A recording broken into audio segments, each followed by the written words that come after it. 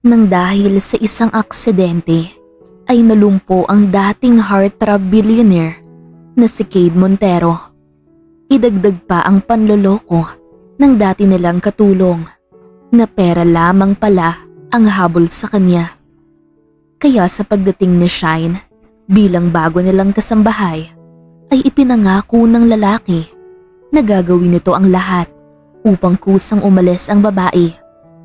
Ngunit paano kung sa hindi inaasahang pangyayari ay kusa na lamang tumibok ang puso niya sa babae at isang lihim pala ang tinatago nito. Seryoso ka ba talaga rito, Shine? Paano kapag nalaman nila tito na nagsisinungaling ka? Nakakaloka ka naman kasi. Ang pinaalam mo magbabakasyon ka lang. Tapos yun pala, may balak ka nang magtrabaho bilang katulong. Niayaw ka pa nga nilang magtrabaho. Dahil gusto nilang ma-enjoy mo muna yung teenage life mo. Mahabang litanya ni Claire sa kanyang kaibigan na kasalukuyang nag-aayos ng mga gamit sa kanyang sasakyan. Anong teenage life ka dyan? Nasa 24 na ako. Tsaka, para sa kanila rin naman tong gagawin kong pagtatrabaho, no? Ayokong umasa na lang sa kanila palagi kung may pwede naman akong itulong. Sagot naman ni Shine. Bakit naman katulong ang naisipan mong applyan? Hindi ka ba mahirapan yan? Huminga ng malalim si Shine bago muling sinagot ang kaibigan. Claire, just trust me, okay? Hindi naman ako gagawa ng mga bagay na ikakapahamak ko. Tsaka, lahat ng to may dahilan. Hayaan mo na lang sana ako sa bagay na to. Alanganing napatango si Claire. Fine, basta palagi kang mag-iingat. Tsaka kung sakaling magka-problema, tumawag ka na lang at ako mismo ang susundo sa'yo rito. Nang matapos sa pag-uusap ang dalawa, ay agad na naglakad palapit si Shine sa malaking gate ng mansyon kung saan siya inihatid ng kanyang kaibigan. Nakakadalawang beses pa lamang siya mag-doorbell nang biglang bumungad sa kanya ang isang babaeng may edad na. Anong may paglilingkod ko sa'yo, iha? Tanong ng babae. Ako po si Shine, yung nag-apply po na bagong katulong dito.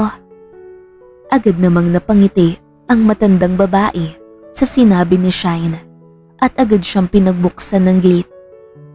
Nako, ikaw na pala yan. Kanina ka pa namin hinihintay, iha. Ako nga pala si Magdalena. Kahit Aling Magda na lang ang itawag mo sa akin. Pagpapakilala nito bago nilakihan ang bukas ng gate. Tara sa loob nang maituro ko na agad sa'yo ang mga dapat mong malaman. Tanging tango lamang ang naging tugon ni Shine at tahimik na sumunod papasok sa babae. Hindi niya maiwasang suriin ang paligid. Halatang mayaman ang nakatira dito dahil sa lawak ng lugar. Kumpleto rin ito sa mga gamit at furnitures na sa tingin niya ay galing pa sa auction ng karamihan. Sa umaga, kailangan mong ipagluto ng almusal ang young Master Cade. Kahit konting putahe lang dahil sila Mr. and Mrs. Montero ay sa restaurant naman palaging nakain. Pagkatapos noon ay pwede ka nang mag-vacuum ng mga carpet. Huwag mo rin kalilimutan ang alagang aso ni young Master Cade. Pakiinin mo rin yun at palagi mong lilinisan ng potty tray. Mahabang paliwanag ni Aling Magda. Tila sumakit ang ulo ni Shine sa kanyang mga narinig. Iniisip pa lang niya ay para na siyang mamamatay sa dami ng kailangang gawin. Natigil lamang sa pagsasalita ang matanda nang bigla na lamang siya makarinig ng kuluskos sa kanilang likuran at laking gulat niya na may lalaking naka-wheelchair ang lumabas galing sa mini elevator ng mansyon. Nako, gising ka na pala, young Master Cade. Nagugutom ka na ba? Gusto mo bang ipaghanda na kita ng makakain mo? Tanong ni Aling Magda sa lalaki. Hindi naman maiwasan ni Shine na pagmasdan ang lalaki. Kahit naka-wheelchair ito ay hindi niya maikakailang maitsura ang binata Matipuno din ang katawan, makapal ang mga kilay at mapupula ang mga labi. Sa tingin din niya ay hindi nalalayo ang kanilang edad dahil hindi pa naman ito mukhang matanda. "Who the hell is she?" tanong ng lalaki sa baritonong boses. "Siya ang bagong katulong, Cade," paliwanag ni Aling Magda bago marahang hinawakan ang likod ni Shine. "Iha, siya nga pala ang ating young master, Cade. Magpakilala ka sa kanya." Ilang saglit na natulala si Shine bago nakapagsalita. Hello po. I'm Shine and I'm your new..." Hindi pa man niya natatapos ang kanyang sasabihin nang bigla na lamang sumabat si Cade. "Palayasin niyo yan. Ilang beses ko bang sasabihin na hindi ko na kailangan ng panibagong kasambahay?" Napahinga ng malalim si Aling Magda. "Young master, bigyan mo na muna ng pagkakataon tong si Shine na gawin ang kanyang trabaho. Ayaw din ng iyong magulang na nahihirapan ka kaya muli silang naghanap ng katulong mo." Nagsalubong ang kilay ni Cade. "Hindi na ako bata, Aling Magda. Kaya ko ang sarili ko. Isa pa, nandyan naman kayo kung sakaling kailangan ko nga ng tulong." Hindi maiwasang mapailing ni Aling Magda. "Ngunit Cade, matanda na ako at hindi naman sa lahat ng oras ay nandito ako. Hindi ko rin makakayang asikasuhin lahat ng mag-isa." "Whatever," sigaw ni Cade bago pa balang na pinaandar ang wheelchair nito papunta sa dining area. "Iha, pagpasensyahan mo na si Cade ha. Medyo naging mainitin na talaga ang ulo nun. Tsaka ngayon na lang din kasi nagkaroon ng panibagong katulong dito bukod kina Sanya at Clea. Siguro ay naninibago lang din siya sa'yo kaya ganon." Napakibit balikat na lamang si Shine. "Wala naman po akong magagawa kung siya ang amo ko. Tiis ganda na lang talaga." Biro pa nito na ikinatawa ng matanda. "Naku, ngayon palang nagugustuhan ko na ang personality mo. Mukhang hindi kagaya ng mga naunang katulong na maagang sumusuko sa trabahong to." "Asahan niyo po na hindi ko basta-basta bibitawan ng trabaho na to. Lalo pat hindi ko pa nakukuha ang pakay ko rito." Nagtaka naman si Aling Magda sa sinabi ng dalaga. "Ano bang pakay mo rito, iha?" Saglit na natigilan si Shine bago nahihiyang napakamot sa batok. "Ano pa po ba? Di yung sahod ko po. Medyo gipit po kasi talaga ako ngayon. Kaya papatusin ko na kahit gaano pa kahirap tong trabaho na to." Natawa na lamang ang matanda bago nagpatuloy sa pagtuturo sa kanya ng mga kailangan niyang matutunan. Kinabukasan ay agad na gumising si Shine ng 6:00 ng umaga. Katulad ng bilin sa kanya ni Aling Magda ay agad siya nagluto ng pwedeng almusale ng amo niyang binata. Pagkatapos nun ay dumiretso naman siya sa alaga nitong golden retriever na mukhang gutom na. Kaya kaagad niyang binigyan ng dog food nito. Noong una ay natakot pa siyang baka singhalan siya. Ngunit sa katagalan ay natuklasan niyang maamo naman pala ito.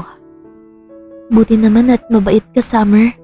Akala ko katulad ka ng amo mo na ubod ng sungit eh." Saad ni Shine sa aso habang marahan na hinihimas ang balahibo nito. Wala namang reaksyon ang aso dahil nakafocus ito sa binigay niyang pagkain.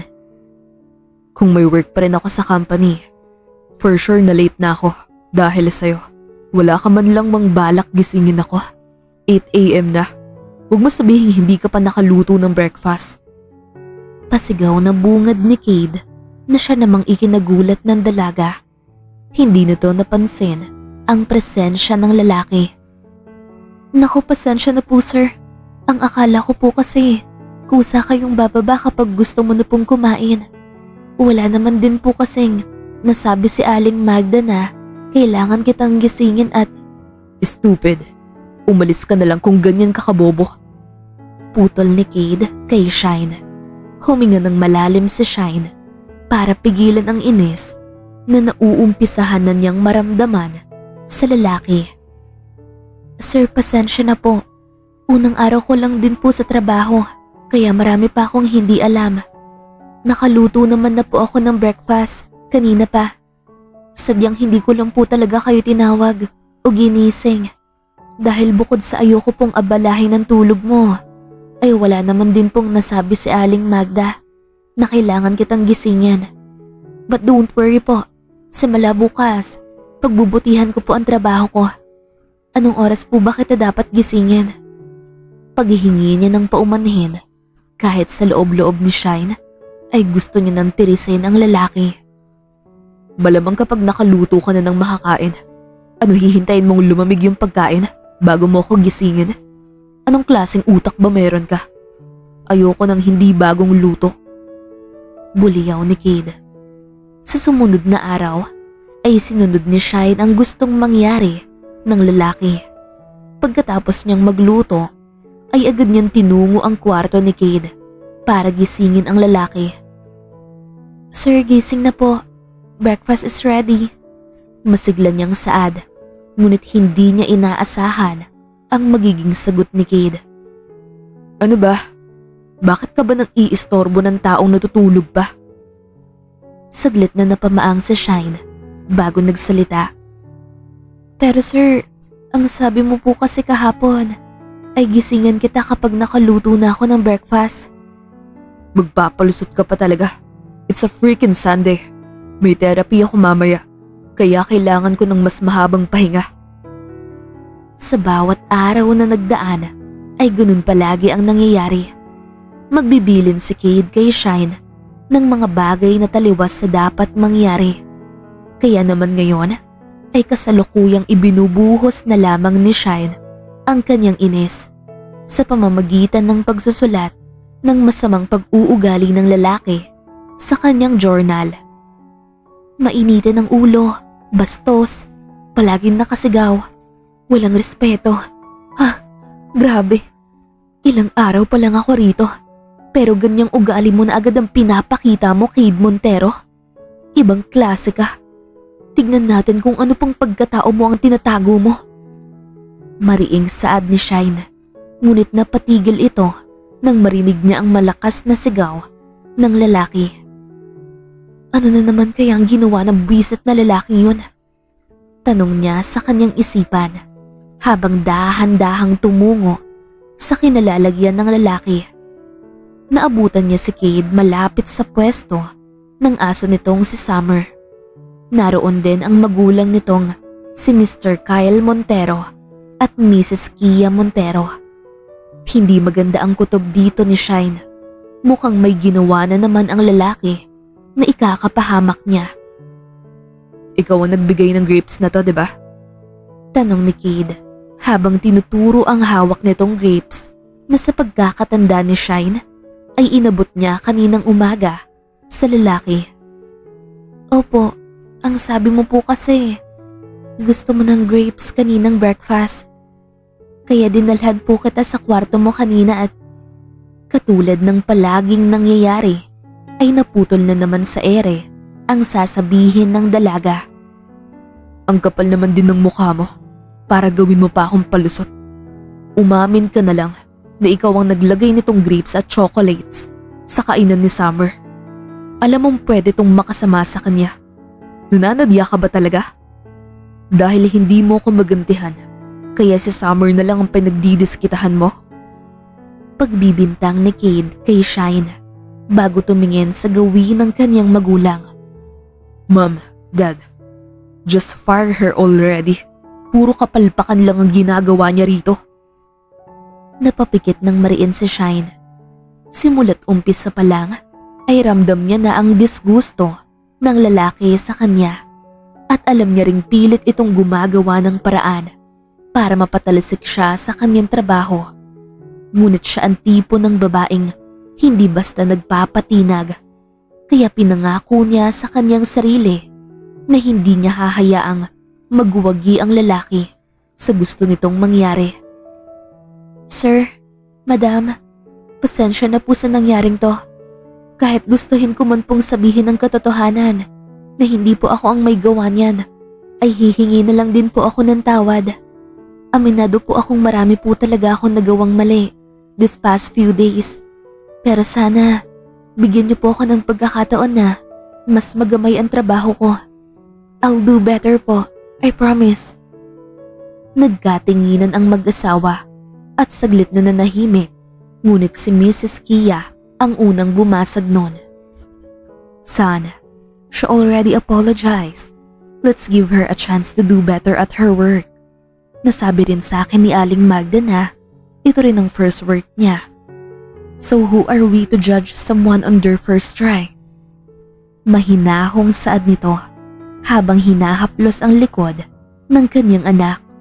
Ngunit mukhang walang epekto yon kay Cade dahil imbes na kumalma ay mas lalo lamang itong nainis. Fine, suit yourself. Pare-parehas nating hintayin kung ano pang kapalpakan ang gagawin ng babaeng yan. Son, we hired her to help you. Ayaw lang namin ng mom mo na mahirapan ka, lalo sa kalagayan mo ngayon. Singit ni Mr. Montero. Dad, how many times do I have to tell you na hindi na ako bata? Kahit hindi ako makalakad ay kaya ko pa rin ang sarili ko. Hindi ko kailangan ng kahit sinong katulong. Besides, ano pang silbi nila Aling Magda kung palagi kayong magdadagdag ng mga baguhan na halata namang walang alam? Pagkatapos sabihin yun ni Cade, ay padabog itong nagtungo sa elevator.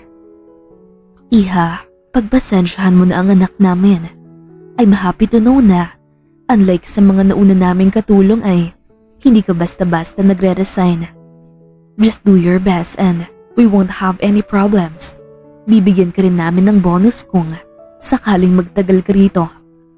Sabi ni Mrs. Montero. Napangiti naman si Shine sa kanyang narinig. Hindi niya akalain na mas matino ang pag-uugali ng mga ito. Sa isip niya, kung hindi lang kamukha ni Cade ang mga magulang niya, ay pagkakamalan niya na talagang ampun ito. Salamat po ma'am, pero hindi ko naman po habol ang magkaroon ng mataas na sahod.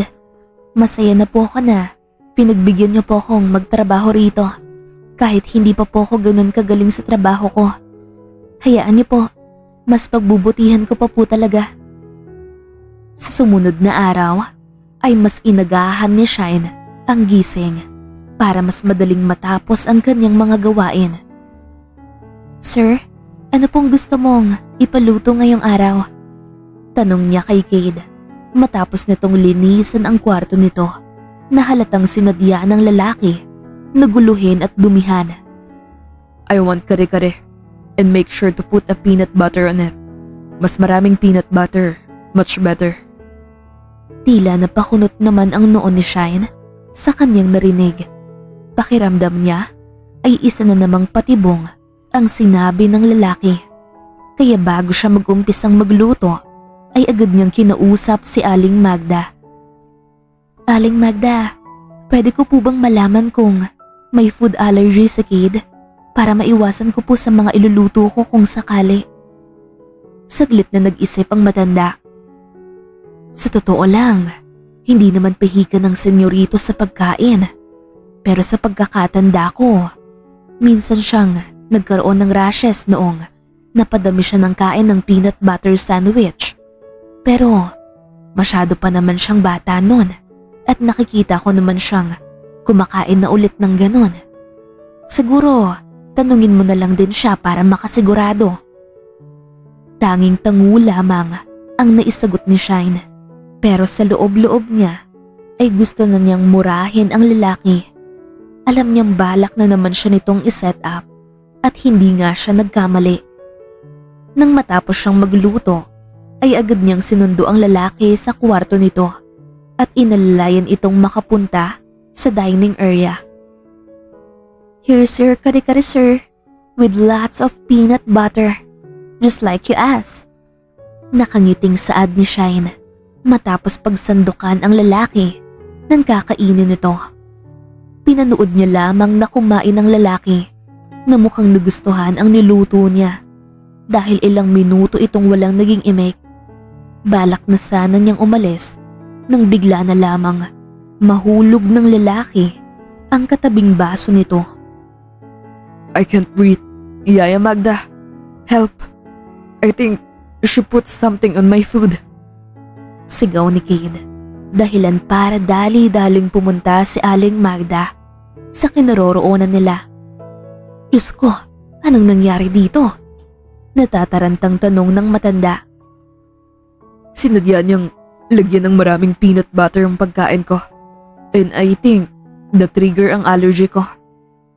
Mariing napapikit si Shine sa kanyang narinig bago pumalakpak na siyang ikinasama ng tingin ni Cade.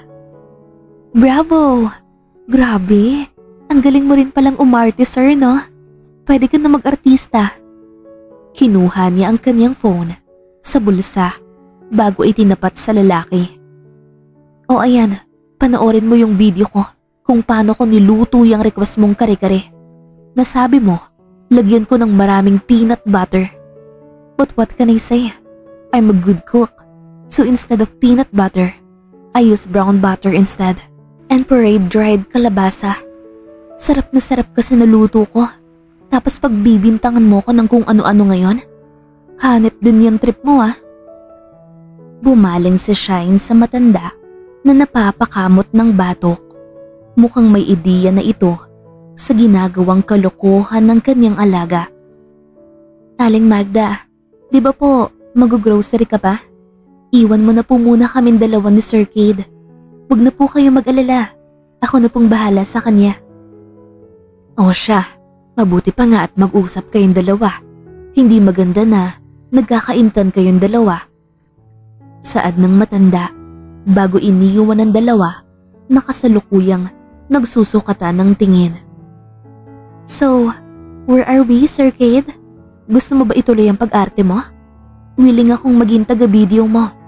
Ako na rin ang magsasend sa mga entertainment company at baka sakaling madiscover yung hidden talent mo. Pang-aasar ni Shine sa binata. So ano, sumusaway ka na ngayon sa amo mo?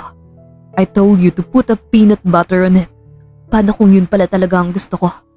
Masyado kang bida-bida. Wow! Edi umamin ka rin na inutusan mo akong lagyan ng peanut butter yung pagkain mo para iset up ako, diba? At ngayong hindi gumana ang plano mo, ay kasalanan ko pa rin? Inilapit ni Shine ang mukha niya sa lalaki, dahilan para mapaiwas ito ng tingin. Tsaka, I've heard na matagal na yung food allergy mo at okay ka naman na sa kahit anong pagkain. Pero kung gusto mo talagang mahirapan sa paghinga, pwede ko namang gawan ng paraan. Nagsalubong ang dalawang perpektong kilay ni Cade. Are you seriously threatening to kill me? Mabilis na umiling si Shine. No sir, there are so many ways to do that. Pwede naman kitang hingalin sa bed. Mas lalong napaiwas ng tingin ng lalaki at namula ang tenga nito na siyang ikinatawan ni Shine. Kaso lang sir, hindi kita type eh. Tila nagpanting ang tenga ni Cade sa kanyang narinig. At sa tingin mo, magugustuhan kita? You're just a nobody. Who do you think you are para? Inilagay ni Shine ang kanyang daliri sa bibig nito, kaya nahinto ito sa pagsasalita.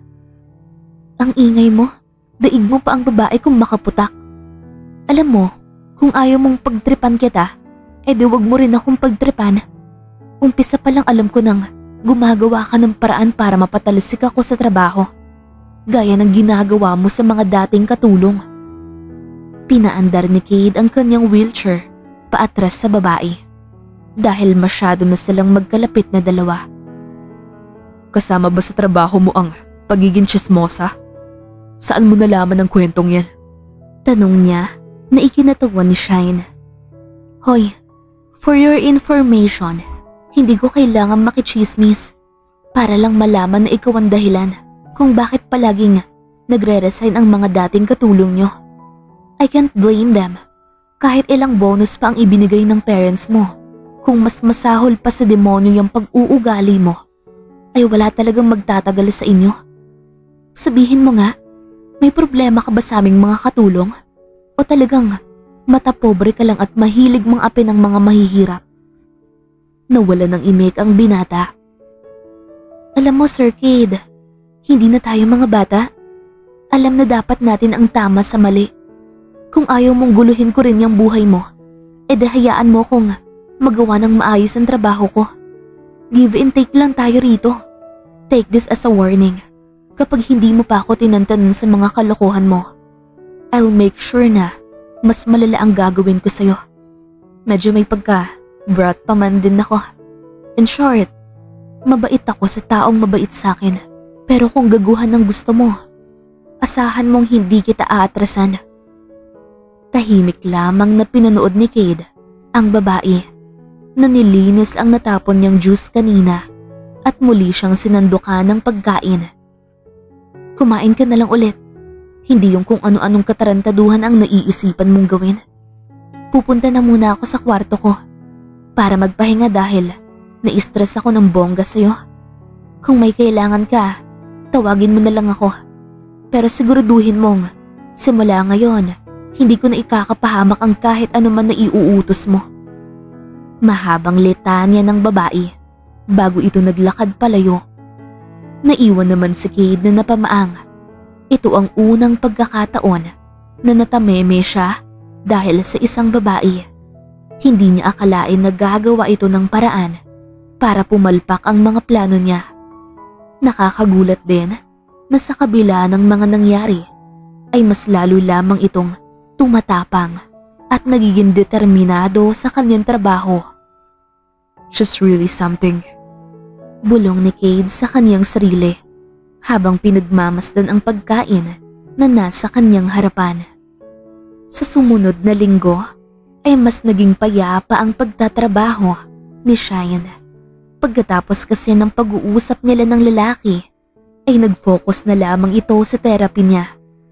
Ngunit ganun pa man ay hindi nagpapakampante masyado ang dalaga dahil alam niyang anumang oras ay maaaring gumawa na naman ng kalokohan ang lalaki. Kasalukuyang nagpapaantok na si Shine nang makarinig siya ng malakas na kalabog galing sa gym area, kaya agad niya itong pinuntahan. Laking gulat niya nang makita si Cade na nakahandusay malapit sa parallel bars kung saan ito madalas nagte-therapy. Sir Cade, are you okay? Nag-aalalang tanong ni Shine. Kahit naman gaano siya kainis sa lalaki, ay aminado siyang ayaw niya pa rin itong mapahamak. Hingal na hingal ang lalaki at tagaktak na rin ang pawis nito na mukhang kanina pa pinipilit ang sarili na maglakad. What are you doing here? Malamig na tanong ni Cade sa dalaga.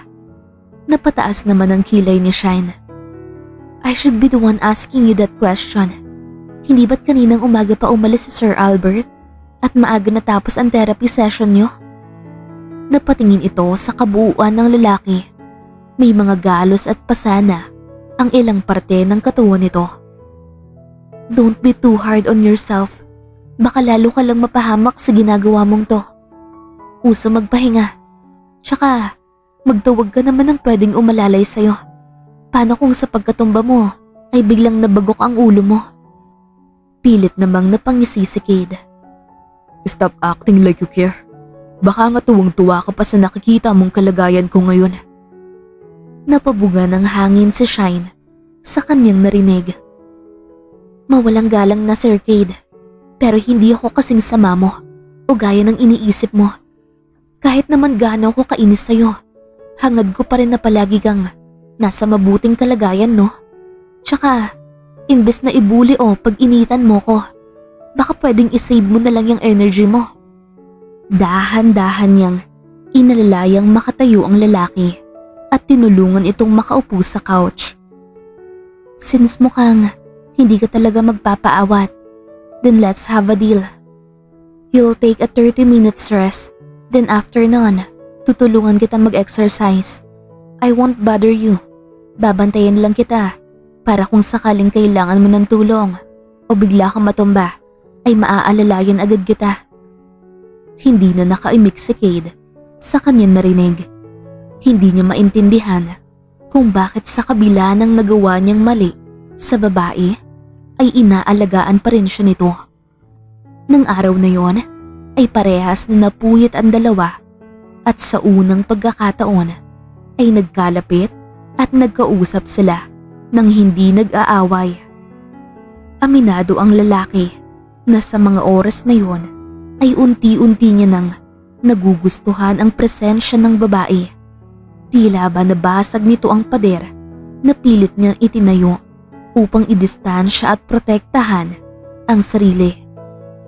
Samantala sa sumunod na linggo ay nagkaroon ng mini party sa mansyon ng mga Montero at karamihan sa dumalo ay mga kaibigan ni Cade. Iha, pakiingatan na lang ang pag-serve ng pagkain sa kanila ha. Medyo maselan kasi ang ilan sa mga kaibigan ni Cade. Bilin ni Aling Magda kay Shine nang makita siya nitong bitbit ang tray. Tango lamang ang naisagot ng babae bago tumungo sa sala kung saan nakaupo ang mga magkakaibigan. Hindi maiwasang mailang ni Shine. Ramdam niya ang mga titig ng kaibigan ni Cade sa kanya. Bro, why didn't you tell me na may bago ka palang magandang katulong? Dinig niyang saad ng isa, ngunit pinilit na lamang niyang magpatay mali siya. Stop it, Leo. Huwag mo siyang idamay sa mga kalokohan mo. Suway ni Cade sa lalaki.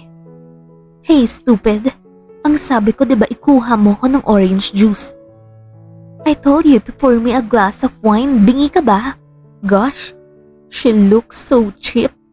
Nagpapakyut pa ata sa lahat ng lalaki rito, kaya hindi magawa ng maayos ang trabaho. Halos marindi na si Shine sa samot-saring naririnig niya. Ang iba pa sa mga kaibigan ni Cade ay halatang sinasadyang magkalat habang binibigyan siya ng mga mapang-asar ng ngiti. Oops, sorry. Natapon yung dessert namin. Pakilinisan na lang agad. Kahit yung damit mo na lang ang ipamunas mo. Tukso ng isang babaeng kulay pula ang buhok at kanina pa panay dikit kay Cade. Naiiling na lamang si Shine na pinunasan ang kalat ng mga ito. Mabuti na lamang at malaki ang bulsa ng suot niyang uniform. Kaya nakapagdala na rin siya agad ng mga pamunas na towel. May kamay kayo diba? Bakit hindi kayo ang gumawa ng mga inuutos niyo?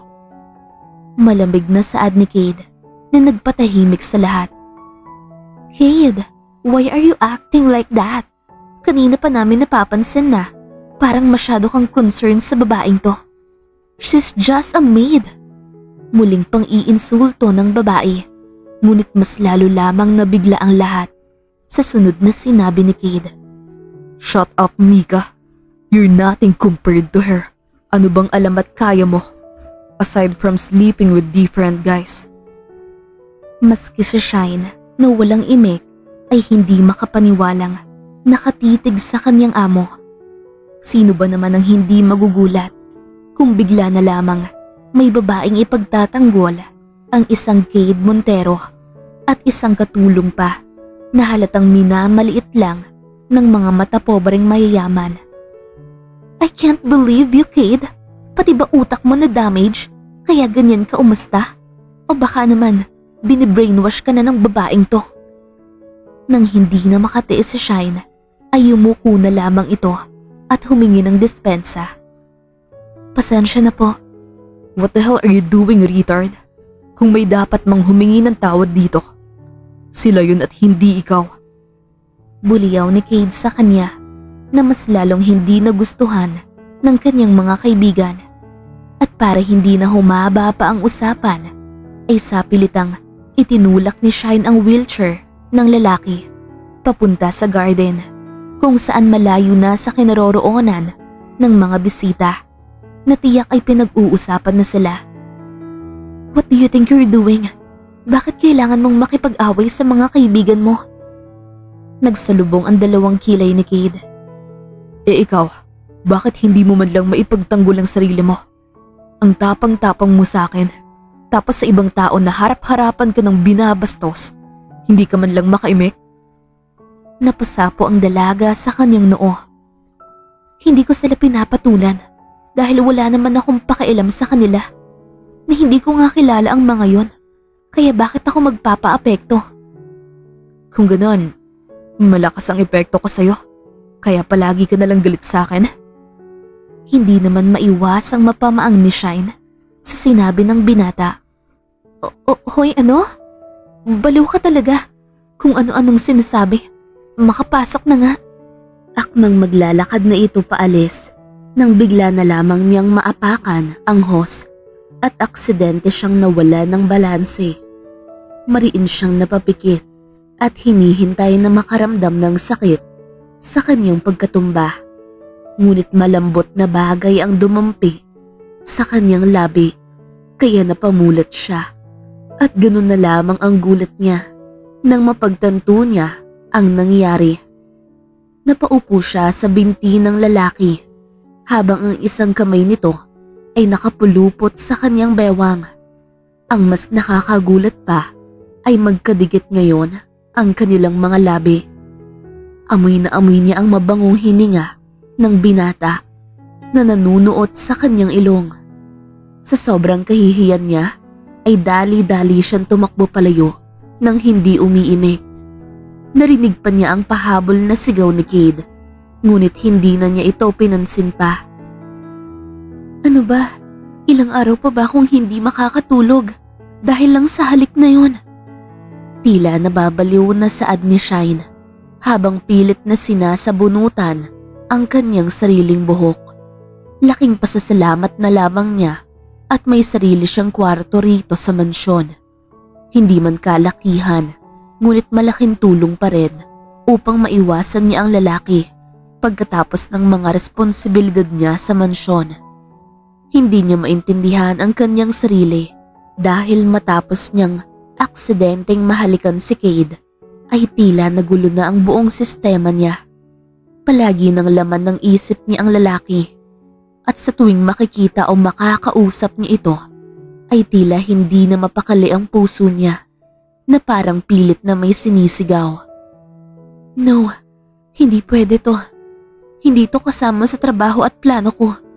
Tsaka, hindi ko pa nga siya lubusang kilala. Nadadala lang siguro ako ng emosyon dahil first kiss ko yon. Tama, yun nga yun. Pilit niyang pinakalma ang kanyang sarili bago lumabas ng kwarto at nag-umpisa na sa kanyang mga gawain. Ilang minuto pa lamang ang nakakalipas nang biglang lumapit si Aling Magda. Oh, bakit naglilinis ka pa? Wala ka bang planong umuwi sa inyo? Nagtataka namang tinignan ni Shine ang matanda. Ano pong ibig mong sabihin, Aling Magda? Bakit po ako uuwi sa amin? Tanggal na po ba ako sa trabaho ko? May nagawa na naman po ba akong mali? Pilit niyang inalala ang mga kinilos niya nitong nakaraan. Aminado siyang ilang araw na rin siyang wala sa sarili. At baka nalagay na niya sa alanganin ang kanyang trabaho nang hindi namamalayan. Iha, kumalma ka. Hindi mo ata narinig ang sinabi ni Cade kahapon dahil tulala ka. Kinausap niya ang kanyang mga magulang na bigyan ka ng 1 week na leave para makapahinga. Pumayag naman sila Mr. and Mrs. Montero kaya kung gusto mo munang umuwi sa inyo ay pwede ka nang magbiyahe ngayon din. Paliwanag ni Aling Magda na ikinatango niya. Ganun po ba? Salamat po, Aling Magda. Pero baka ipahinga ko na lang din po dito yung off ko. Masyado rin po kasing malayo yung bahay namin. Kaya masyadong hassle kung uuwi pa po ako. Okay, ikaw ang bahala, Iha. Basta sulitin mo ang leave mo dahil minsan lang yan. Mukha ka raw kasing matamlay kaya ibinilin na lang magpahinga ka na muna. Kaya wag ka na muna masyado magpagod, ha? Magsabi ka lang din sa akin kung sakaling may iniinda o problema ka. Opo, Aling Magda. Salamat po. Sagot ni Shine bago tumungo sa pool area. Umupo siya sa gilid nito habang nakasawsaw ang kalahati ng kanyang paa sa tubig ng pool. nang bigla siyang makarinig ng boses na ikinabigla niya. Wala ka bang planong gawin o puntahan sa leave mo? Sir Cade, kanina ka pa po ba andyan? Tanong niya na agad namang tinanguan ng lalaki. Are you sick? May problema ka ba?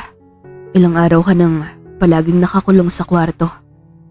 Tila nag-aalalang turan ni Cade habang hinihipo ang kanyang noo. Halos hindi naman mapakali si Shine nang maramdaman na naman niya ang malakas na pagtibok ng puso niya.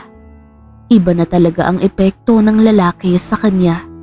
Tila mas lalo lamang niyang hinahanap-hanap ang lalaki sa tuwing sinusubukan niyang itulak ito palayo o iwasan. Walang duda na nagkakagusto na siya sa lalaki nang hindi niya namamalayan. About the kiss. Nanlaki ang mata niya at agad na pinutol ang sasabihin na to. Forget about it. Isipin mo na lang na hindi nangyari yun. Aksidente lang naman din ang lahat. Parehas nating hindi ginusto ang nangyari at… Do you think that's possible? When all I can think about after that incident is you? You have no idea how much of an effect you have on me. Saglit na nawalan ng imek si Shine sa kanyang narinig. Gusto niyang tanungin ang lalaki kung parehas ba sila ng nararamdaman. Ngunit wala siyang lakas ng loob para gawin yon. That was my first kiss. Pag-amin niya sa lalaki. You can slap me or curse me if you want. I know I didn't deserve your kiss. You might even be disgusted by it. Nagtataka naman niyang tinitigan ito. Why would you think that? I mean, look at me, Shine. Sino namang babae ang magkakagusto sa lalaking hindi makalakad? Besides, I had a bad past. Aminado ako naging babaero ako dati. I don't even care sa mga babaeng napaiyak ko noon. Kaya nga siguro kinakarma ako ng sobra. Hey, we all do bad things in our life. Ang importante naman, kung may pagbabago ba tayo. Hindi ka naman na siguro nagpapaiyak ng babae ngayon. Pagak na natawa si Cade bago umiling. I learned my lesson the hard way. Yun din siguro ang rason kung bakit ayoko na sanang magkaroon ng bagong kakilala o kahit maging katulong dito sa bahay na hindi nalalayo sa edad ko. What do you mean? Enlighten me please. Huminga ng malalim si Cade bago nag-umpisang magkwento. Matapos kong maaksidente, mas natutunan kong maka-appreciate ng mga bagay. And maybe that's one of the reason kaya rin mas madali akong magtiwala at ma-attach. A year ago, may naging katulong kami na kaedad ko lang. She was really nice, so I really thought na genuine yung pinapakita at ginagawa niya para sa akin. We had a thing, and that was my first time na magseryoso sa babae o sa isang relasyon. I did my best.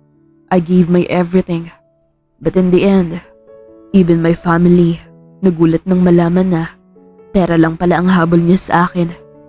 Yun din ang nagtulak sa parents ko para i-arrange marriage na lang ako sa babaeng galing din sa mayamang pamilya. Hindi ko man siya kilala at wala man akong plano tungkol sa bagay na yun, pero tumatak na sa isipan ko yung palaging sinasabi ni Ma'am na I shouldn't date a girl na gagamitin lang ako ulit para sa pera. Saglit na tumitig si Cade sa mukha ng babae na seryosong nakikinig sa kanya. Honestly, I don't know what I want in my life o kung ano ba ang dapat kong gawin. But things have changed when I met you. Marahan niyang hinawakan ang kamay nito. I don't know what's gotten into me, but lately, I find myself na hinahangaan ka, na gustong mas kilalanin ka. So please, Shine. You can hurt me physically as much as you want, but please, don't push me away at huwag mo rin akong iwasan. Kung maaari din, hayaan mo sana akong mapalapit sa'yo. Hindi man ako sigurado sa kung ano tong nararamdaman ko para sa'yo, pero alam kong hindi ko kakayanin kung basta ka nalang mawawala. Mariing napalunok si Shine. Ayaw man niyang mag-assume, ngunit pakiramdam niya ay parang nagtatapat na ng damdamin ang lalaki at nagkakagusto na rin ito sa kanya. So, gusto mo makipag-friends? Yun ba ang ibig mong sabihin? Alanganin niyang tanong. Nagkibit balikat lamang si Cade. You could say that. Basta hayaan mo sanang mas makilala natin ang isa't isa. Hayaan mong magkalapit tayong dalawa. Pwede ba yun? Dahan-dahang tumango si Shine na ikinangiti ng binata. Sige na nga, friends na tayo simula ngayon. Basta promise mo na, hindi mo na ako gagawan ng kalokohan para matanggal sa trabaho ko. Gusto ko lang naman ding mas makilala ka. Tsaka hindi naman porket sinaktan ka ng kung sino mang yung dati yung babaeng katulong na yan. Ganun rin ang gagawin ko. Like hello, magkaibang tao kami no? Natatawang sumang-ayon si Cade. Right. So please allow me na bumawi sa'yo. Kahit another vacation leave o bonus pa yan. Basta gusto mo ay ibibigay ko. Sira, hindi ko kailangan ng mga yan.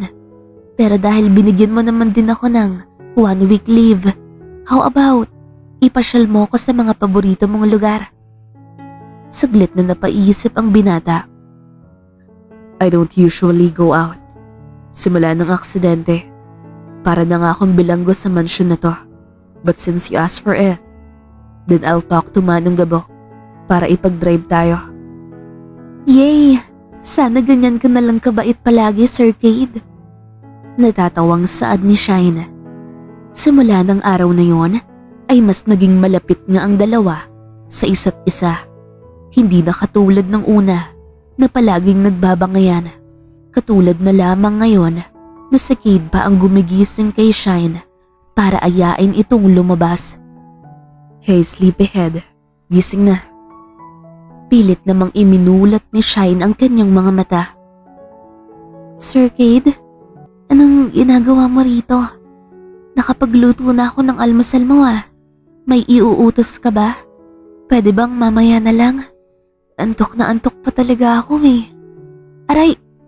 Bigla itong napabalikwas ng bangon nang pitikin ng lalaki ang kanyang noo. I told you not to call me sir, lalo kung tayong dalawa lang naman. Tsaka, bala kong kumain sa labas kasama ka. So magbihis ka na para makabiyahin na tayo agad. Sa sasakyan ka na lang matulog. Matapos nitong sabihin yon, ay agad na itong lumabas ng kwarto. Kaya wala na ring nagawa si Shine kung hindi sundin ang mga sinabi nito. Makalipas ang ilang oras ay bumabiyahe na sila gamit ang isa sa mga van ng mga Montero. Saan ba tayo pupunta, Cade? Parang kanina pa kasi tayo bumabiyahe eh. Sa Tagaytay. Maikling sagot ni Cade na ikinalaki niya ng mata. Ano? Huy, ang layo rin nun ah.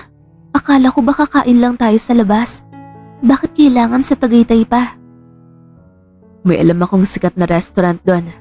For sure, magugustuhan mo ang mga pagkain doon. Marami din kasi silang ino-offer na variety of foods. Nagkibit balikat na lamang ang dalaga at pinili na lamang na pagmasdan ang paligid na nadadaanan nila. Pagkalaan ng ilang oras ay nakarating na sila sa Heaven Bridge Restaurant.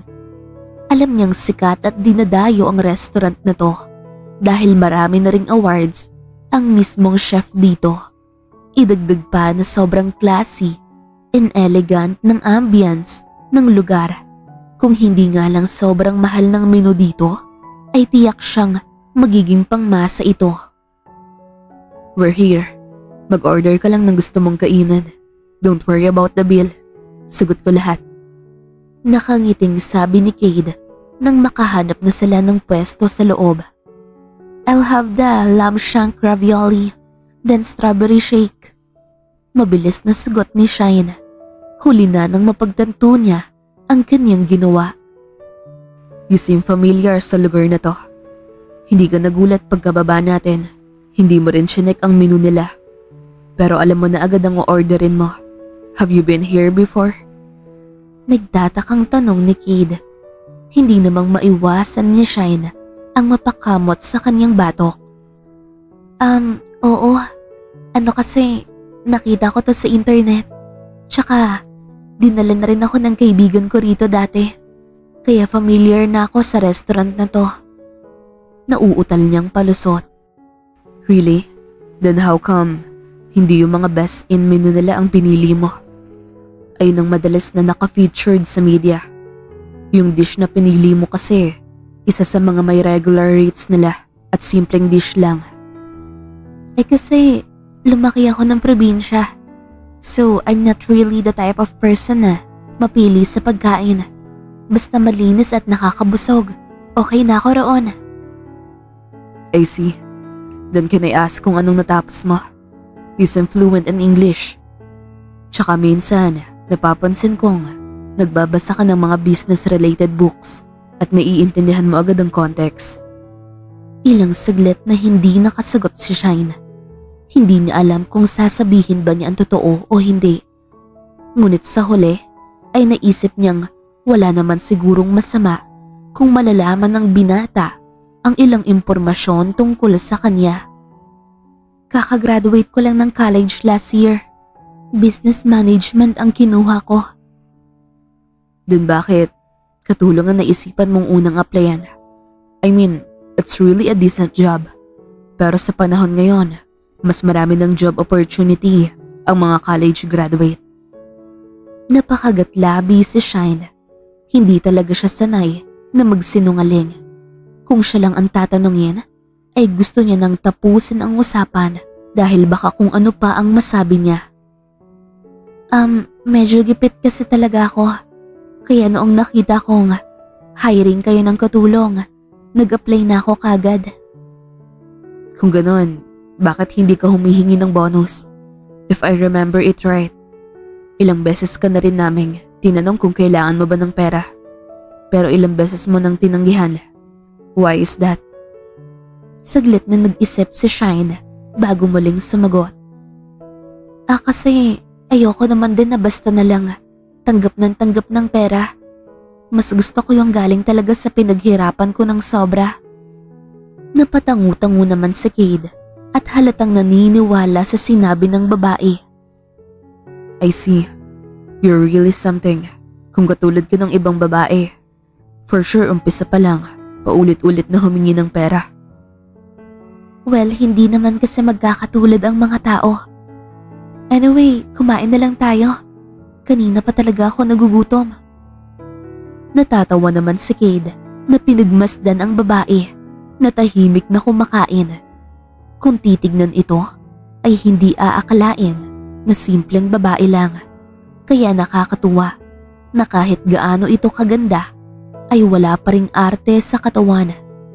Palihim namang napangiti si Shine nang maisip niyang para na silang nagdi-date ni Cade kung tutuusin.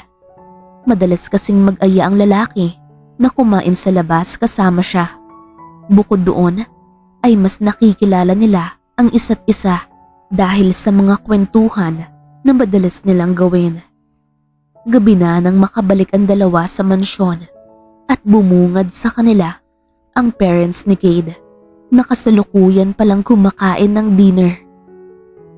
Son, have you eaten already? Nagluto si Aling Magda ng favorite dish mo. Alok ni Mrs. Montero sa kanyang anak. I'm fine, ma'am. Kumain na kami sa labas ni Shine. Sagot ni Cade, ngunit mukhang hindi nagustuhan ng mag-asawa ang narinig. Hindi ka raw pumunta sa party ng mga konehos at lahat ng friends mo ay sinasabing hindi raw maganda ang naging pakikitungo ni Shine sa kanila. Mariing tinitiga ni Mrs. Montero si Shine na para bang may nagawa itong mabigat na kasalanan. Iha, we already gave you a chance to do better. Pero kung ikaw din mismo ang magiging dahilan para mawalan ng friends ang anak ko, then I guess it'll be better if you'll be gone in this house. Mom, please stop blaming her. I cut off my connection with them because I can no longer handle their attitude. Ang dami ko ring naririnig na hindi magandang sinasabi nila tungkol sa akin. Nagsalubong ang kilay ni Mrs. Montero. At saan mo naman narinig ang bagay na yan? Don't you think na baka sinisiraan lang ng babaeng yan ang mga kaibigan mo para mapalapit sa'yo? Mom, I said stop. She had nothing to do with my decision to cut ties with my friends. Bago pa humaba ang usapan, ay hinila na lamang ni Cade ang babae na wala pa ring imik hanggang ngayon. Nagtataka naman niya itong binalingan nang makarating sila sa veranda at binatukan siya nito ng mahina. Don't ever talk to your mom like that, buliyaw ni Shine. Kung hindi ko yun ginawa, baka natanggal ko na sa trabaho ngayon. Well, mas prefer ko nang mapalayas dito. Kesa naman maisip nila na bad influence ako sa'yo. Na dahil sa akin, natuto kang maging bastos o suwail na anak. Hays, matulog na nga tayo. Akmang aalis na siya nang bigla siyang hawakan ni Cade sa kamay. Don't ever leave me, Shine. I can't lose you. Seryoso nitong saad na nagpatigil sa babae. Para bang nahipnotis mo siya sa magandang mata ng binata at tila nabibingi siya sa malakas na kabog ng kanyang dibdib. Ano bang sinasabi mo dyan? Nakalimutan mo na yata na ikaw mismo ang gustong magpaalis sa akin dati. Things are different now. Hindi ko na kayang mawala ka, Shine. Hindi maiwasan ni Shine ang mapalunok nang maramdaman niyang uminit ang kanyang pisngi. Ayaw man niyang aminin at magpahalata, ngunit alam niyang binibigyan na niya ng mali siya ang sinasabi ng lalaki, lalo pat malaki na ang epekto sa kanya ng presensya nito. Puro kakalokohan. Pumasok ka na nga sa kwarto mo. Bababa na rin ako para matulog. Hindi niya na hinintay pa na makasagot si Cade at nagmamadali na siyang tumakbo paalis. Pakiramdam kasi niya kapag nanatili pa siya ay baka maamin pa niya bigla sa lalaki ang nararamdaman niyang pilit niyang itinatago. Samantalang sa mga sumunod na araw ay napapansin niya ang pagbabago sa ugali ng parents ni Cade, lalo na ang mami nito na halos araw-araw na siyang pinag-iinitan. Katulad na lamang ngayon na pinapagalitan na naman siya sa bagay na hindi naman niya ginawa. Didn't I told you na kung maglilinis ka sa area na to ay magdoble ingat ka? Look what you've done. Ikaw daw ang huling pumunta rito.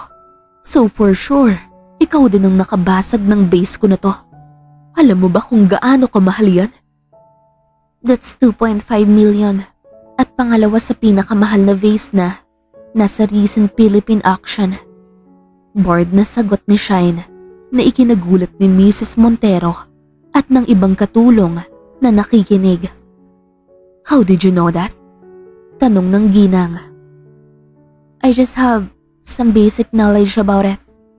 But Ma'am Kia, believe it or not, wala po akong kinalaman sa pagkabasag ng vase na yan. You can check the CCTV po para malaman mo kung ano po ba talaga ang nangyari. Under maintenance ang CCTV sa area na to.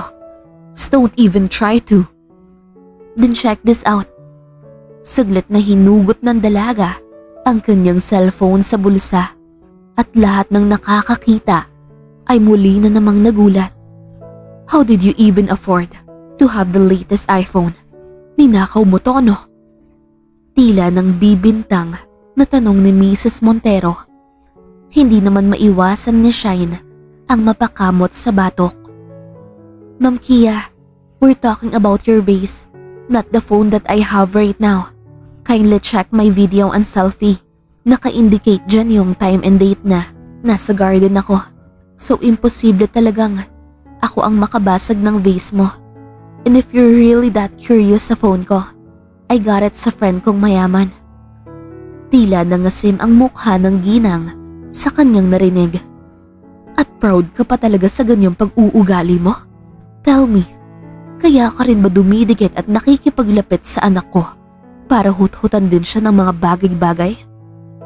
Bago pa makasagot si Shine, ay bigla na lamang sumulpot si Cade na kasalukuyang masama ang tingin. Ma'am, what do you think you're doing? Hindi ba't nag-usap na tayo? Natitigilan mo na ang panggugulo kay Shine? Hindi siya katulad ng iniisip mo.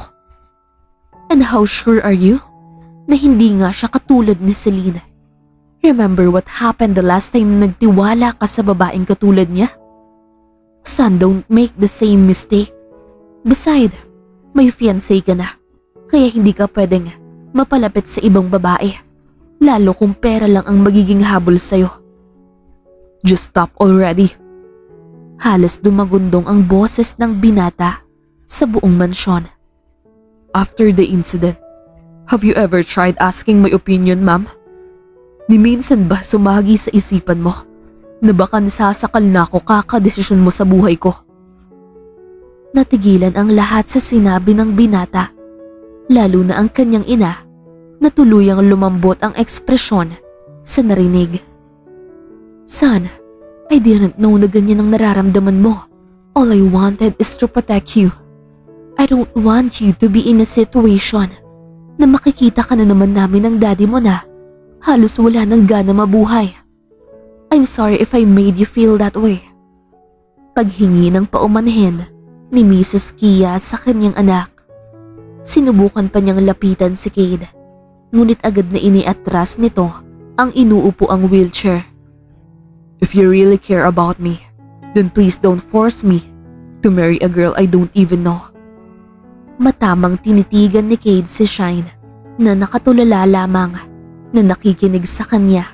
Tila ba nangungusap ang mga mata nito at may mga salitang hindi maamin.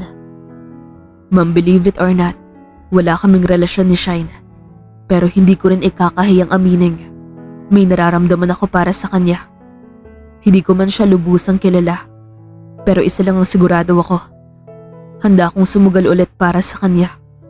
Maging kami man o hindi, o kung ano man ang kahahantungan namin. Sana pabayaan mo na lang kami. Hindi na hinintay ni Cade na makasagot ang kanyang ina. Bagkus ay agaran niyang hinawakan si Shine sa kamay at pilit itong hinila patungo sa garden na sila lamang ang tao. At least say something. Turan ni Cade nang mapansing wala pa ring imik ang babae. Ano naman ang gusto mong sabihin ko? Nagtatakang tanong ni Shine. Woman, I just confess my feelings. This is your chance to reject me. Pilit na nag-iwas ng tingin si Cade sa huling katagang binitawan niya. Hindi man niya aminin, ngunit natatakot siya sa pwede niyang marinig sa babae. Alam niyang kailangan niyang ihanda ang kanyang sarili sa kung anumang kalalabasan ng pag-amin niya sa dalaga. And what made you think na ire-reject kita? The last time I checked, ikaw ang amo ko at katulong niyo lang ako rito. So why do you always look down on yourself? Napahugot ng malalim na hininga si Cade bago sumagot. Dahil marami naman talagang mas higit sa akin na pwede kong maging karibal sa'yo. I mean, look at me, Shine. Sa estado ko ngayon, kahit ata ako na ang pinakamayaman na tao sa buong mundo, ay hindi pa rin maipagkakailang may kapintasan ako. I'm not even sure kung makakalakad pa akong muli. Huwag kang ang epal dyan. Ako lang ang dapat na mag-overthink dito. I've heard na yung babaeng naka-arrange marriage sa'yo ay galing sa mayamang pamilya. Ano naman sa tingin mo ang laban ko ron? Agad na napasinghap si Shine na bigla na lamang siyang hapitin sa bewang ni Cade at pilit siyang ikinandong sa hita nito. Malaki, I want a future with you. Kaya kahit ilang babae pa ang makilala ko, sigurado akong walang magbabago sa nararamdaman ko sa'yo. Marahan niyang hinawakan ang pisngi ng babae, dahilan para mamula ito habang pilit na sinasabayan ang kanyang pagtitig. But I don't want to force myself on you. So tell me, dapat ko bang pigilan tong nararamdaman ko? Ilang saglit na napuno ng katahimikan ang paligid. Ngunit pagkatapos nun, ay agad na sinapo ni Shine ang magkabilaang pisngi ng lalaki. No, Cade. You don't have to hold back because I feel the same. Makailang ulit na napalunok si Cade sa kanyang narinig. Pakiramdam niya ay nananaginip siya ng mga oras na yon. Taluwas kasi ito sa kanyang inaasahan. For real? Baka naman sinasabi mo lang yan dahil naaawa ka sa kalagayan ko o dahil ako ang amo mo o... Bago pa niya matapos ang kanyang sasabihin ay ipinaglapit ng babae ang mga labi nila. Halos hindi siya makahinga at nanlaki ang mga mata niya sa sobrang gulat. Sapat na ba yan na proof para maniwala kang sincere ako sa sinasabi ko? Nakangiting tanong ni Shine na tila ng aasar. Nang makabawi si Cade sa pagkabigla ay mas hinigit pa niya sa bewang ang babae. Parang nabitin ako. Kailangan ko pa ata ng isa pang kiss para mag-sink in sa utak ko ang sinasabi mo. Say less, Master. Your wish is my command. Saad ni Shine bago muling hinalikan ang lalaki. Napuno ng tawanan ang paligid at sa pagkakataong yon ay hinayaan na nila pareho na ang puso nila ang manguna. Marami mang tutol ay hindi na inalintana pa ni Cade ang lahat. Ang nasa isip lang niya ay kung paano magiging kasintahan ang babaeng kanyang iniibig. Kaya naman wala siyang sinayang na pagkakataon. Sa nakalipas na ilang buwan ay masuyo niyang niligawan ng babae. Let's go out for a date again. Aya ni Cade sa babaeng kasalukuyang naghahanda ng mga pagkaing lulutuin. Hindi pa pwede eh. Marami pa akong kailangang gawin na hindi pa nga ako nakakapagluto. Sagot naman ni Shine habang pinipilit ang sarili na mag-focus sa kanyang ginagawa. I already asked Aling Magda to order some food online so you don't have to cook na. Kung ganon, aasikasuhin ko na muna yung ibang kailangang linisan at papakainin ko si Summer. Akmang kikilos na si Shine nang kontrahin siya ulit ni Cade. You're literally free. Nakapaglinis na sina Aling Magda kaninang umaga habang tulog ka pa. Si Summer naman, pinakain ko na bago kita kausapin ngayon. Halos napanganga naman si Shine nang mapagtanto niyang wala na namang iniwan na gawain si Cade para sa kanya. Imbes na matuwa ay nakaramdam siya ng inis. Simula kasi nang manligaw ito sa kanya ay halos ituring na siyang senyorita ng karamihan. Kain at tulog na lang ata ang gusto ng lalaki na gawin niya sa araw-araw. Look, it's not funny, Cade. I know may usapan tayo na mas maging komportable tayo sa isa't isa at huwag nating pigilan ang nararamdaman natin. Pero hindi naman sa ganitong paraan. What do you think will happen kapag nakarating na naman ang balitang to sa parents mo? For sure, mas lalo nila akong aayawan para sa'yo. I'm still your maid, Cade. So at least let me do my job. Hindi yung nagmumukha na akong senyorita sa sobrang pag-spoil mo. Ano na lang kikitain ko niyan? O kung meron man, sa tingin mo deserve ko pa rin ba? Kahit wala naman na akong ginagawa? Sobrang unfair nun sa iba niyong trabahante na ginagawa ng maayos ang kanilang trabaho.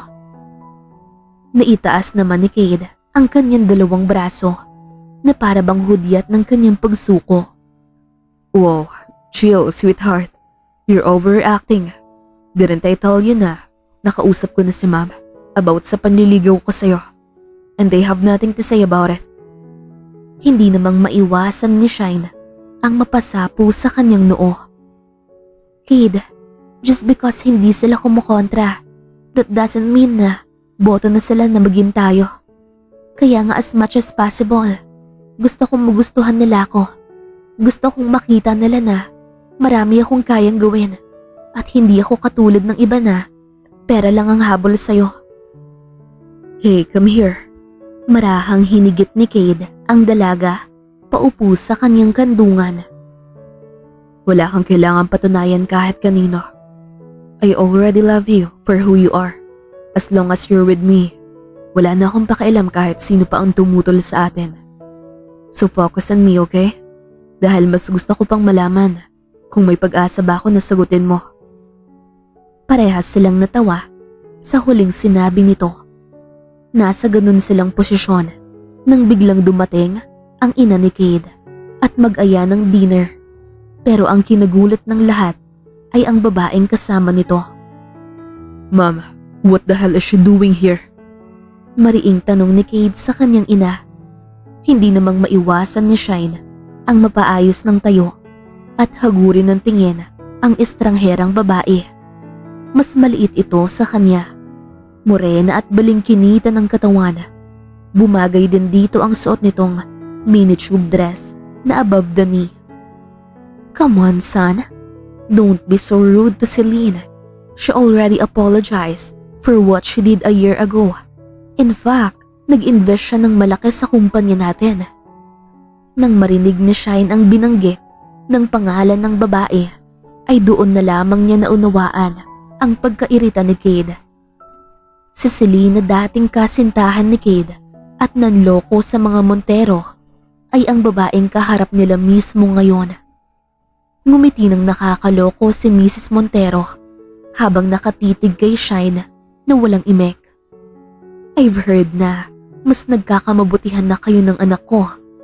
You won't mind naman siguro kung mag-i-stay dito si Celine for some weeks. Matagal naman na silang tapos ng anak ko. Purely business lang ang rason ni Celine sa pagbalik niya rito. Si Cade ang muling sumagot. Ma'am, no. That's absurd. Bakit niyo pagkakatiwalaan ng babaeng yan na manatili rito sa atin? Who knows? Baka nga may dahilan niyang pag-invest at pagbalik niya rito sa atin. Son, you're overthinking. Besides, you asked me to respect her decision to be with Shine. So I hope irerespeto mo rin ang kagustuhan ko to let Celine stay with us for a while. Siya kasi ang gagawin kong business partner sa next project ng ating kumpanya. Kaya naisip ko na it'll be easier for me to reach out to her kung malapit lang siya sa atin. Nagtagis ang mga bagang ni Cade sa kanyang narinig. I know what you're doing, ma'am. Sana hindi mo pagsisihan ang pakikisama mo sa babaeng yan. And don't even think na may magbabago sa amin ni Shine. Dahil kahit ano pang mangyari, o kahit sino pa ang dumating o tumutol, si Shine pa rin ang paulit-ulit kong pipiliin na makasama. Matapos nitong sabihin yon, ay marahan siyang nagpaalam kay Shine na aakyat muna siya sa kwarto nito. Tanging tango lamang ang isinagot ni Shine at malayang pinanood ang bulto ng lalaking pinapaandar ang wheelchair papuntang elevator. Saka lamang siya natauhan nang hawakan ni Mrs. Montero ang kanyang braso. Shine, can you talk to my son? Napakisamahan naman ng maayos sa Celine. Business lang naman talaga ang ipinunta niya rito.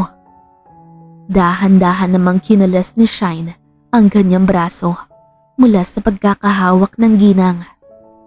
Mawalang galang na po, Madam Kia. Pero wala po kong balak na manduhan siya sa mga bagay na hindi naman talaga niya gustong gawin. Napuno ng katahimikan ng paligid, pero ramdam niya ang pagkainis ng dalawang babae na nakatitig ng malamig sa kanya. Hindi na lamang niya ito pinansin at mas piniling sundan si Cade. Sa mga sumunod na araw ay ramdam niyang sinusubok talaga siya ng dalawang babae.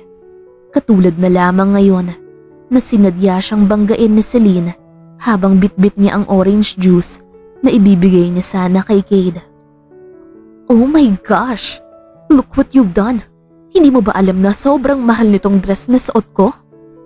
Sigaw ni Celine habang sinusubukang punasan ang nabasa niyang suot na white dress na mukhang nag-uumpisa ng magkaroon ng mantsa. Bago pa makapagsalita si Shine, ay bigla na lamang lumabas ang parents ni Cade na agad namang pinagsumbungan ni Celine. Tita, sumasobra na po tong katulong mo. Look oh, sinadya niya akong tapunan ng juice at imbis na mag-sorry ay mukhang siya patong galit. Is that true, Shine? Tanong ni Mrs. Montero. Napahinga ng malalim si Shine. Alam niyang kahit anong paliwanag niya ay mas kakampihan pa rin ng mga ito si Celine.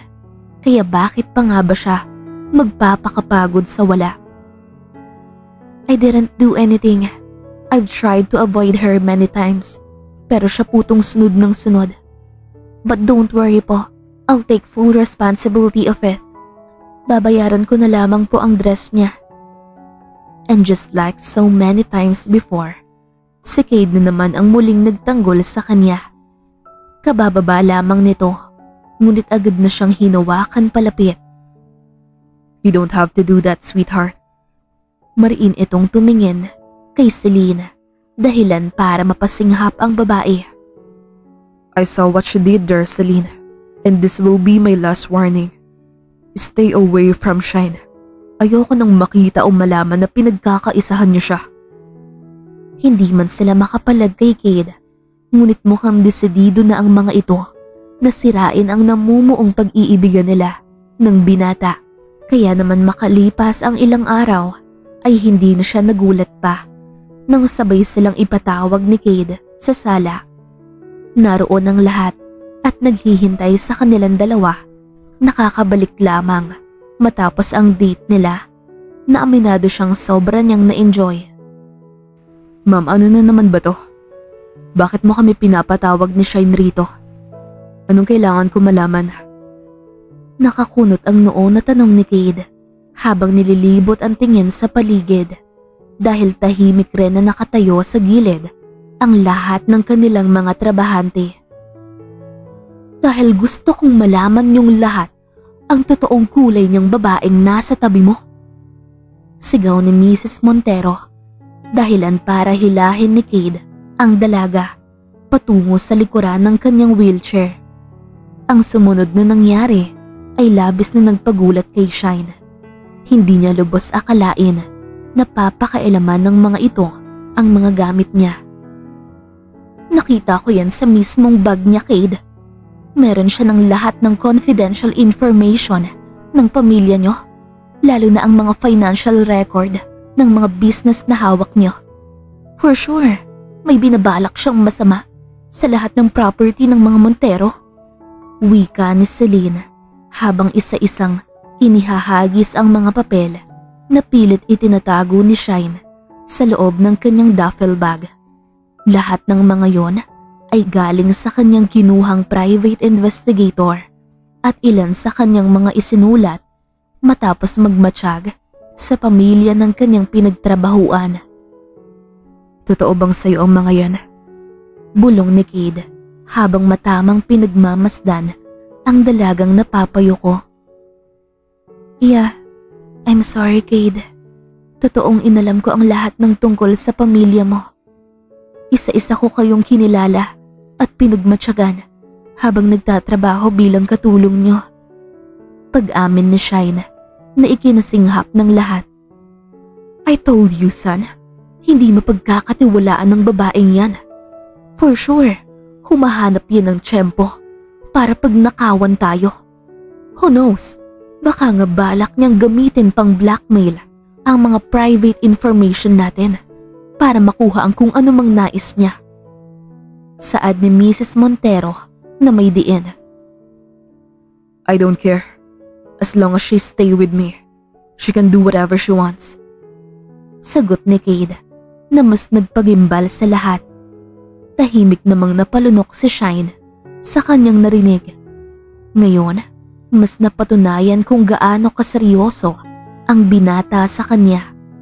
Hindi siya makapaniwala na handa itong magpakatanga ulit para lamang makasama siya. Cade, nababaliw ka na ba? Hindi ka deserve ng babaeng yan. Honestly, kaya lang naman ako bumalik ay dahil nanghingi sa tita Kia ng tulong na alamin ang pakay sa'yo ng babaeng yan. At ngayong napatunayan na namin na iba siya sa inaakala mo. Pwede bang layuan mo na lang siya? It's for your own sake. Pagsusumamo ni Celine na muli na sanang kukontrahin ni Cade. Ngunit sa unang pagkakataon ay sumabat na si Mr. Montero. That's enough, Cade. Pinagbigyan ka namin ng mami mo na pabayaan kang ligawan ng babaeng yan. Ngayong nalaman na nating lahat ang mga ginagawa niya, kailangan na natin siyang paalisin dito ngayon din. Kung hindi ay mapipilitan akong ipadakip siya sa mga pulis dahil sa mga pagnanakaw niya ng mga confidential information ng ating pamilya. Napahinga ng malalim si Shine bago sumabat sa usapan. There's no need for that, Mr. Montero. Kusa na po akong aalis dito. No, you'll stay here. You can't leave me, Shine. I can't lose you. Please don't leave me. Nauutal na bigkas ni Cade habang mahigpit na hinahawakan ang braso ng dalaga. Nang makita ni Shine ang namumuong luha sa mga mata ng lalaki, ay halos madurog ang puso niya. Kaya naman agad siyang yumukod para pantayan ang mukha nito at haplusin ang magkabilaang pisngi nito. Sino ba kasing may sabing mawawala ako sa'yo? Hindi naman porket aalis na ako rito ay hindi na tayo magkikita. Muli niyang nilingon ang mga taong gusto na siyang paalisin. If you guys really want me gone, then please, pakitawagan na agad si Mr. Andares at pakisabi na narito ako. What? Bakit naman namin tatawagan ng pinakamayamang lalaki sa ating bansa? Nang uuyam na tanong ni Celine na agad namang tinawanan ni Shine. Looks like you know my dad really well. Oh, right. Binalak mo nga pala siyang landiin sa isang corporate parties before dahil gusto mo ulit mong utunang mga mayayamang lalaki na pwede mong hut-hutan ng pera. But unfortunately, my dad loves my mom so much kaya wala na siyang interes sa kahit na sinong ibang babae. You may be younger than my mom, but geez, you are nothing to her. Natigilan si Celine sa kanyang narinig, ngunit mukhang hindi ito kumbinsido sa kanyang sinabi. Inilipat naman niya ang kanyang tingin kay Mrs. Montero.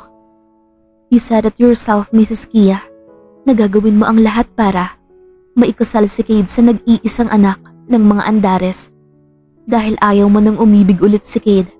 Sa mga babaeng pera lang ang habol sa kanya. Pero tama bang makipagkampihan ka sa babaeng minsan nang nanloko sa anak mo? Sumusobra ka ng babae ka. Sino ka ba sa inaakala mo para pangaralan at sagot-sagutin kami?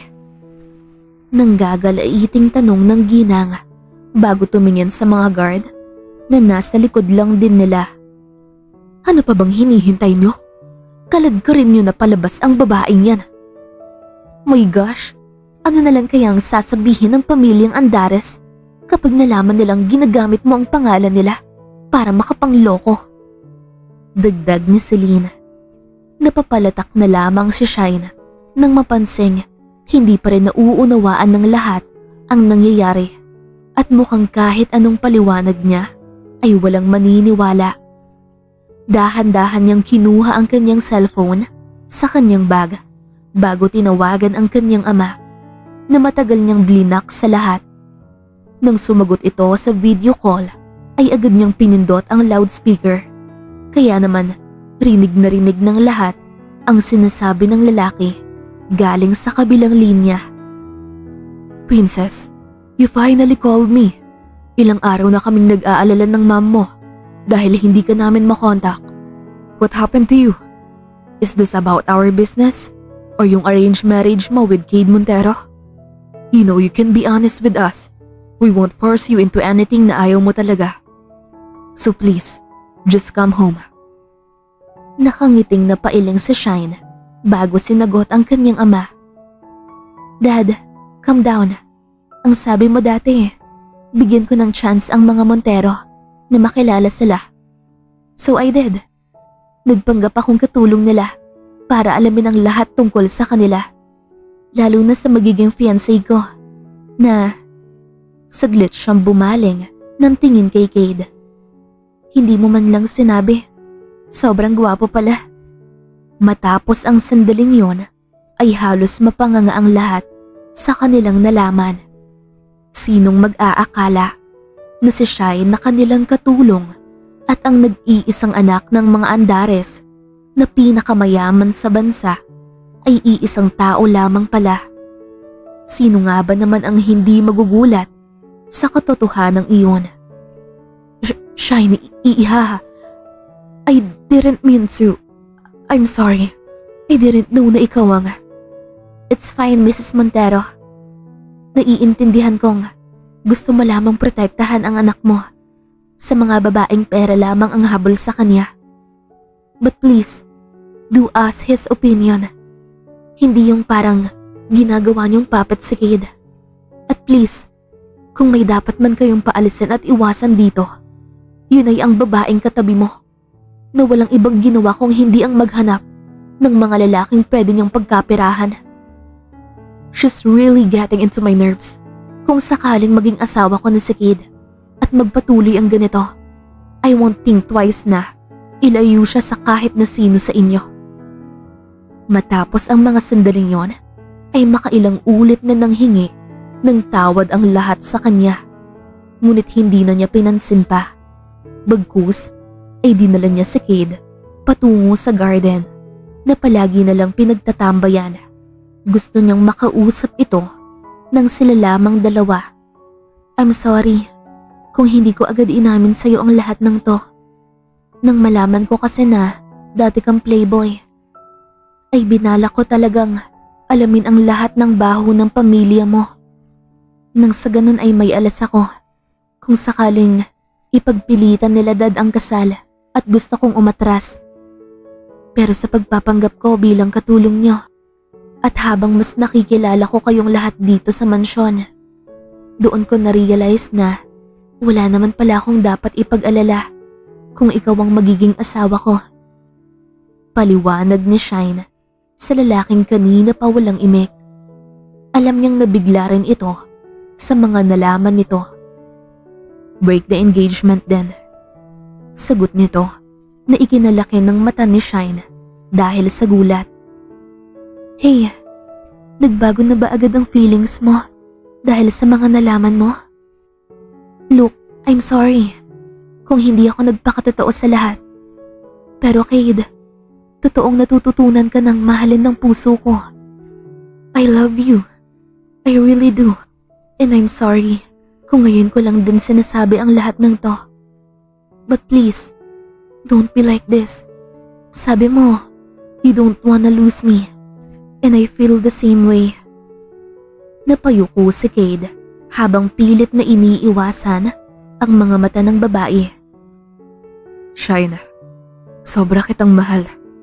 Pero sa kalagayan ko, mapapahaya ko lang ang buong Andares family na alam naman nating maraming naghahangad na mapalapit sa inyo.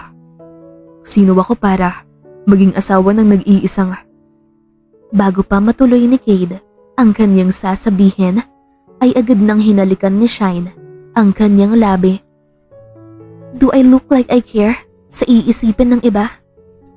Cade, ipinaglaban mo ko sa lahat kahit pa inakala niyong may balak ako na hindi maganda. You were ready to drop, risk and give everything to me. So bakit pa kita bibitawan kung sigurado akong hindi ako mag-iisang ipaglaban ang relasyong bubuuin natin? I love you, Cade, and as long as we're both willing to fight for our love, then nothing else matters. Marami mang gulo ang naganap, ay mas pinili pa rin ng dalawa na mas palalimin pa ang kanilang pagmamahal sa isa't isa. Kaya naman makalipas lamang ang isang buwan, ay tuluyan ng ikinasal ang dalawa at agad na bumukod sa ibang bansa para muling ipagpatuloy ni Cade ang kanyang therapy na agad ding nagbunga matapos ang isang taon. Ngayong muli nang nakakalakad si Cade, ay masaya siyang mas maaalagaan na ang kanyang misis na si Shine, na ngayon ay nagdadalang tao na sa kanilang unang anak. Sa huli ay napatunayan nila pareho na ang pag-ibig ay walang pinipiling estado o kondisyon.